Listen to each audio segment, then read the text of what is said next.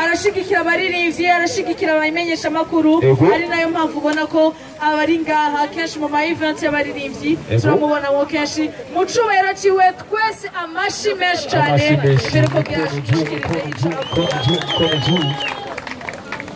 murakoze cyane iyi biko ivuga muke muri reka ndakuyi iyi muranyumva neza cyane je sanzwe mu buzima bwa misi yose ndi umuntu akazi isoni ndatinya abantu ndigatinya shengero iyo mpagaze imbere y'abantu benshi canje kumira murabibona nagize ubwoba rero nagenda basaba ikintu mumfashe kugira ngo nshobore kuvuga rino jambo murabe urukanya rwanyu munywere murabe hasi hanyuma mwumva amatwi nanje mvuge. Alfredo, je suis en train de parler dans une langue intelligente.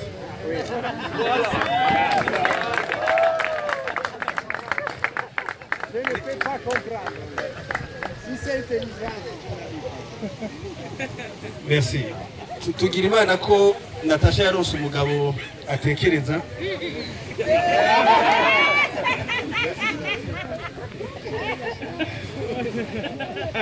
Ariko rero nagire shime ingene bitunganije. Jewe nagire ubuntu natewe iteka ryo gutumirwa. Ndumutumire. Gutumirwa n'umuririmbyi nka Natasha niteka.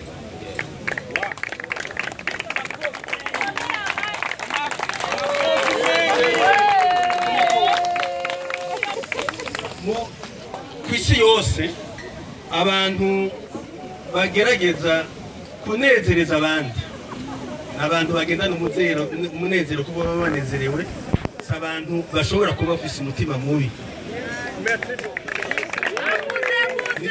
nico gituma aho muzobona hose umuririmbyi cyangwa undi mu artiste yaba abacapa abivuga amazina abatamba abandika indirimbo abacuraranga muze mwame mubasonera mububaha kuko n'abantu batoye umwuga w'Imana umwuga uryoshe gose umwuga mwiza umwuga uteza imbere igihugu umwuga ufasha igihugu umwuga ufasha igihugu umwuga mwiza cyane jewe narananiwe naragerageje biranga byarase ko ndirimba n'ijwi rya mbere biranga ko ndirimba n'irya kabiri ndagerageza ndabakunda kuko mugendana igikundiro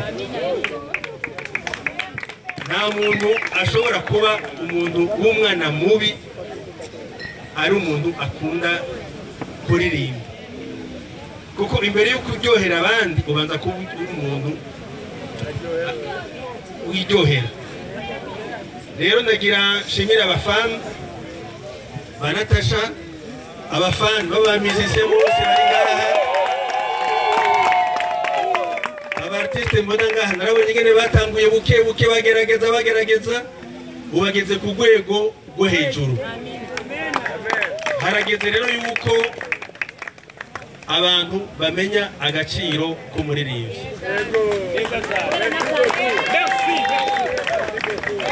ntimuze mubone umukinyi w'umupira ateye imbere mwibagire yuko agira entraînement ntimuze mubone umuririmbyi ateye imbere mwibagire ko agira entraînement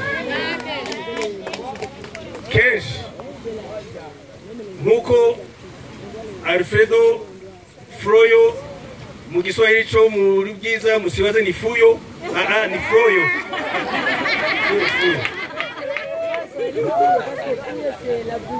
nkuko Alfredo yabivuze Natasha ntajyana je ndakunda kuza ngaha kuri club ubona Natasha ariko aragira ama repetition ariko aguma ariko aragerageza gukora arakora ijoro n'umurango hanyuma najya kwigendera nyene cyubahiro Petero Nkuru nziza murazi yuko yamuhaye agashimwe yaramuhaye agashimwe arongera aramusubiramo mu majambo yagiye arashikiriza akagira ati turateye intege umuririmbyi Natasha.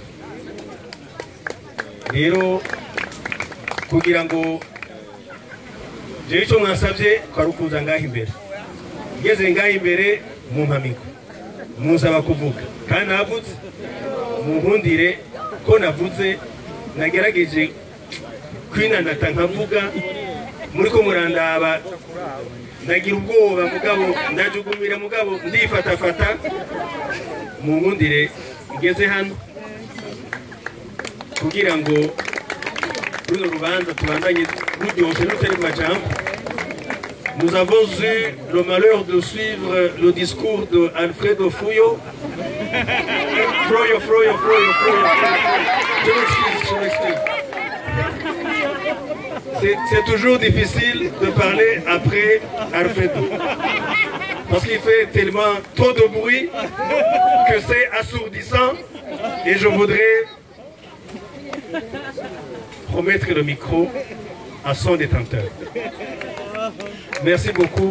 Merci à tout le monde. Merci pour la confiance.